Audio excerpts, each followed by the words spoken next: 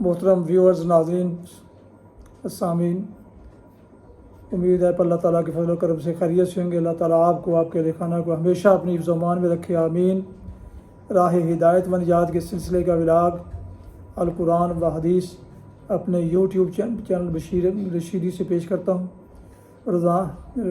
रूहानी और कुरानी सिलसिले का ये विलाग जो सरासर बाइश से खैर, बाइश से बरकत और बाइश से सवाब है, रोज़ाना की बुनियाद पर मैं अपने इस चैनल बशीर रशीदी पर अपलोड करता हूँ।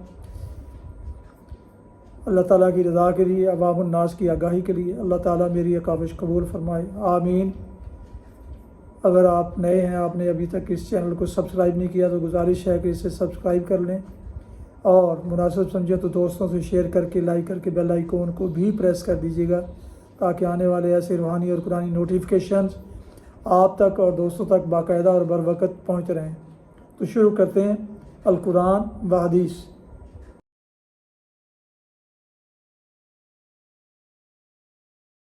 अऊज़ु बिल्लाहि मिनश शैतानिर रजीम, बिस्मिल्लाहिर रहमानिर रहीम। व इस्माईल व इदरीस व ज़ल किफ़्ल कुल्लुम मिनस स्वाबिरीन व अदखलनाहुम फ़ी रहमतिना इन्नहुम मिनस स्वालिहीन। व ज़न्नून इज़ ज़हबा मुग़ादिबन फ़ज़न्ना अल्लन नक़दिर अलैहि फ़नादा फ़िज़्ज़ुलुमाति अल्ला इलाहा इल्ला अंता सुब्हानका इन्नी कुन्तु मिनज़ ज़ालिमीन। फ़स्तजबना लहु व नज्जयनाहु मिनल ग़म व कज़ालिका नुंजिल मुमिनीन। सदक़ल्लाहुल अज़ीम।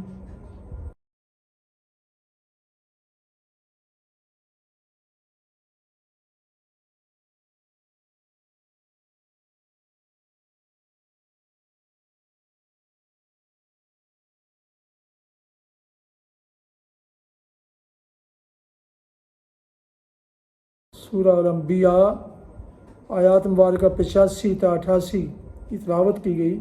इसका उर्दू तर्जुमा पेश खिदमत है। व इस्माईल व इदरीस व ज़ल किफ़्ल, और यही नेमत इस्माईल और इदरीस और ज़ुल किफ़्ल को दी कि ये सब साबिर लोग थे और इनको हमने अपनी रहमत में दाखिल किया कि वो सालिहों में से थे।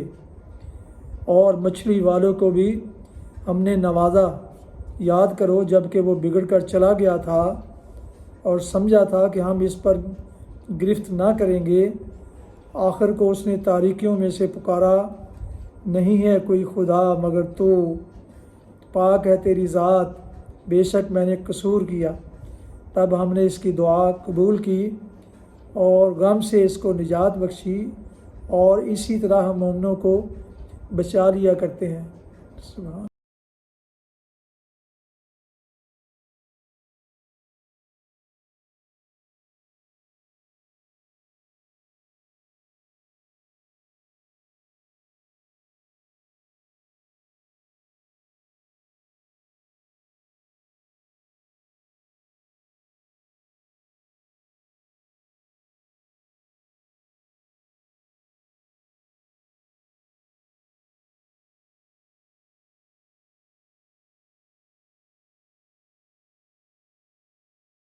तफसीर। और यही नेमत इस्माईल और इदरीस और ज़ुल किफ़्ल को दी। ज़ुल किफ़्ल का लफ्ज़ी तर्जुमा है साहिब नसीब, और मुराद है इखलाकी बुज़ुर्गी और सवाब आखिरत के लिहाज से साहिब नसीब, ना कि दुनियावी फ़वाइद व मुनाफा के लिहाज से। ये इन बुज़ुर्ग का नाम नहीं बल्कि लक़ब है। कुरान मजीद में 2 जगह इनका ज़िक्र आया है और दोनों जगह इनको इसी लक़ब से याद किया गया है, नाम नहीं लिया गया। मुफस्सरीन के अक़वाल इस मामला में बहुत मुस्तरिब हैं कि ये बुज़ुर्ग कौन हैं, किस मुल्क और कौम से तल्लुक़ रखते हैं और किस ज़माने में गुज़रे हैं। कोई कहता है कि ये हज़रत ज़करिया अलैहिस्सलाम का दूसरा नाम है, हालांकि ये सरीहन गलत है क्योंकि इनका ज़िक्र अभी आगे आ रहा है। कोई कहता है ये हज़रत इलियास हैं, कोई यूशा बिन नून का नाम लेता है, कोई कहता है ये अलियसा हैं, हालांकि ये भी गलत है। सूरह स्वाद में इनका ज़िक्र अलग किया गया है और ज़ुल किफ़्ल का अलग। کوئی نہیں حضرت الیسا کا خلیفہ بتاتا ہے، اور کسی کا قول ہے کہ یہ حضرت ایوب کے بیٹے تھے جو ان کے بعد نبی ہوئے، اور ان کا اصلی نام بشر تھا۔ آلوسی نے روح المعانی میں لکھا ہے کہ یہودیوں کا دعویٰ ہے کہ یہ حزقیل نبی ہیں جو بنی اسرائیل کی اسیری یعنی 597 قبل مسیح کے زمانے میں نبوت پر سرفراز ہوئے اور نہر خابور کے کنارے ایک بستی میں فرائض نبوت انجام دیتے رہے۔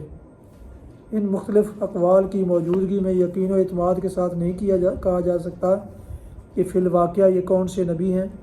موجودہ زمانے کے مفسرین نے اپنا میلان حزقیل نبی کی طرف ظاہر کیا ہے، لیکن ہمیں کوئی معقول دلیل ایسی نہیں ملی جس کی بنا پر یہ رائے قائم کی جا سکے۔ تاہم اگر اس کے لیے کوئی دلیل مل سکے تو یہ رائے قابل ترجیح ہو سکتی ہے، کیونکہ بائبل کے صحیفہ حزقیل کو دیکھنے سے معلوم ہوتا ہے کہ فی الواقعہ وہ اس تعریف کے مستحق ہیں جو اس آیت میں کی گئی ہے، یعنی صابر اور صالح۔ وہ ان لوگوں میں سے تھے جو یروشلم کی آخری تباہی سے پہلے بخت نصر کے ہاتھوں گرفتار ہو چکے تھے۔ بخت نصر نے عراق میں اسرائیلی قیدیوں کی ایک نو آبادی دریائے خابور کے کنارے قائم کر دی تھی جس کا نام تل ابیب تھا۔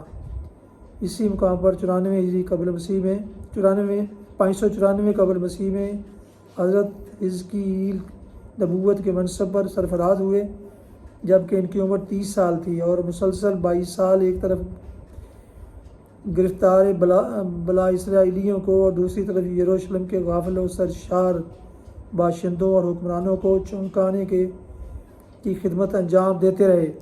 اس کار عظیم میں ان کے انہماک کا جو حال تھا، اس کا اندازہ اس سے کیا جا سکتا ہے کہ نبوت کے 9ویں سال اس کی بیوی یعنی وہ خود منظور نظر کہتے ہیں انتقال کر جاتی ہیں۔ لوگ ان کی تعزیت کے لیے جمع ہوتے ہیں اور یہ اپنا دکھڑا چھوڑ کر اپنی ملت کو خدا کے اس عذاب سے ڈرانا شروع کر دیتے ہیں جو اس کے سر پر تلا کھڑا تھا۔ باب 24 آیات 15-27۔ بائبل کا صحیفہ حزقیل ان صحیفوں میں سے ہے جنہیں پڑھ کر واقعی یہ محسوس ہوتا ہے کہ یہ الہامی کلام ہے، اور مچھلی والے کو بھی ہم نے نوازا۔ مراد ہیں حضرت یونس، کہیں ان کا نام لیا گیا ہے، کہیں ذوالنون اور صاحب الحوت یعنی مچھلی والے کے القاب سے یاد کیا گیا ہے۔ مچھلی والا انہیں اس لیے نہیں کہا گیا کہ وہ مچھلی پکڑتے یا بیچتے تھے، بلکہ اس بنا پر کہ اللہ تعالیٰ کے اذن سے ایک مچھلی نے ان کو نگل لیا تھا، جیسا کہ سورہ صافات آیت 142 میں بیان ہوا ہے۔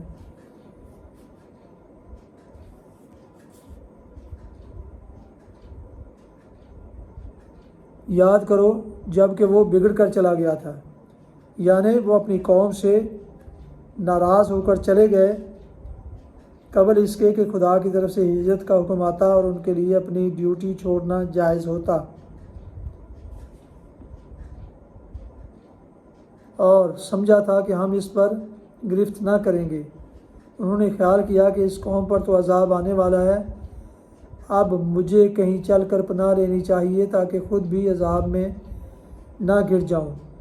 یہ بات بجائے خود تو قابل گرفت نہ تھی، مگر پیغمبروں کا اذن الہی کے بغیر ڈیوٹی سے ہٹ جانا قابل گرفت تھا۔ آخر کو اس نے تاریکیوں میں سے پکارا، یعنی مچھلی کے پیٹ میں جو خود تاریک تھا، اور اوپر سے سمندر کی تاریکیاں مزید۔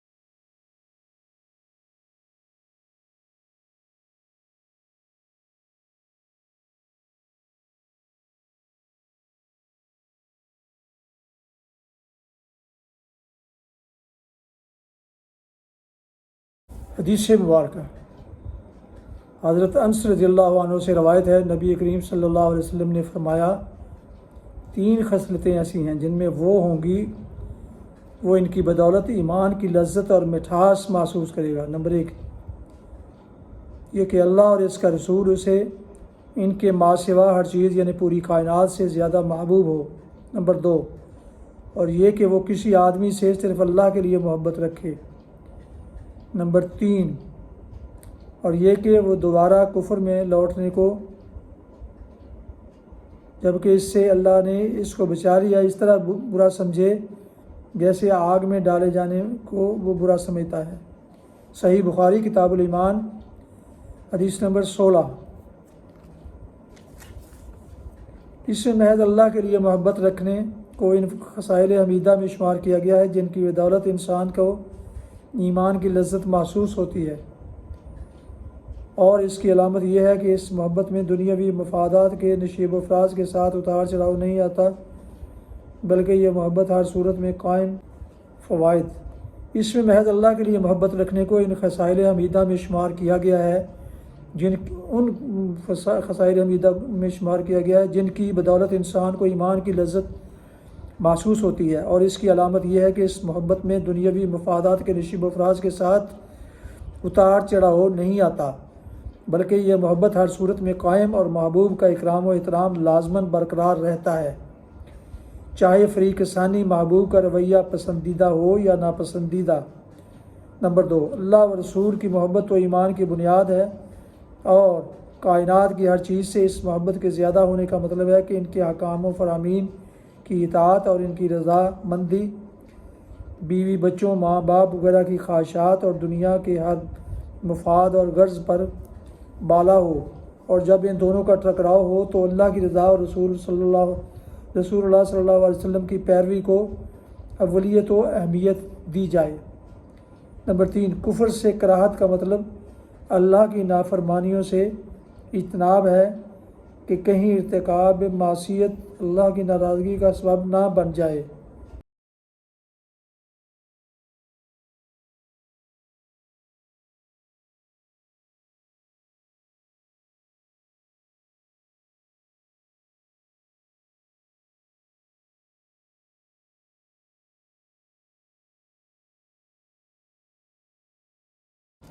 محترم ویورز، ابھی آپ سن رہے تھے اور دیکھ رہے تھے راہ ہدایت و نجات کے سلسلے کا ولاگ القرآن و حدیث، جس میں آج سورہ الانبیاء کی آیات مبارکہ 85 تا 88 کی تلاوت، ترجمہ و تفسیر بیان کی گئی۔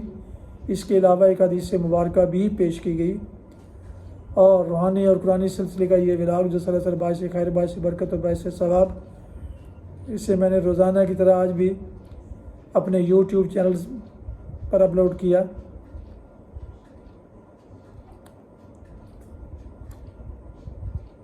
آپ سے ایک دفعہ پھر گزارش ہے کہ اگر آپ نے ابھی تک اس کو سبسکرائب نہیں کیا تو ضرور سبسکرائب کیجیے گا۔